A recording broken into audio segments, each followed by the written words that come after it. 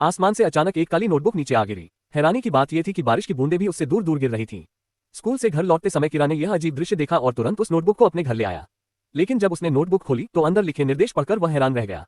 उसमें लिखा था कि जिस किसी का नाम इस नोटबुक में लिखा जाएगा उसकी मृत्यु हो जाएगी।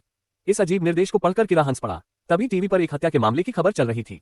उसने मजाक मजाक में उस हत्यारे का नाम नोटबुक में लिख दिया। नाम लिखने के बाद वह खुद पर ही हंसने लगा। लेकिन अगली सुबह जब उसने अखबार खोला तो उसने देखा कि कल वाला संदिग्ध अचानक दिल का दौरा पड़ने से मर चुका था। यह देखकर किरा को कुछ गड़बड़ महसूस हुई और वह तुरंत अपने कमरे में भागा। नोटबुक में उस व्यक्ति की मौत का कारण हृदय गति रुकना लिखा हुआ था।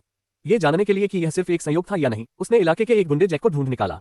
फिर उसने नोटबुक निकाली और उसका नाम लिख दिया। जैसे ही उसने नाम लिखा वह गुंडा वहीं जमीन पर गिर पड़ा।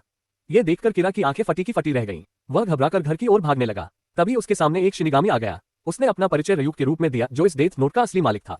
रयूक ने बताया कि केवल वही लोग उसे देख सकते हैं जिन्होंने इस नोटबुक को छुआ हो। किरा को लगा कि इस नोटबुक का इस्तेमाल करने की कोई बड़ी कीमत चुकानी पड़ेगी।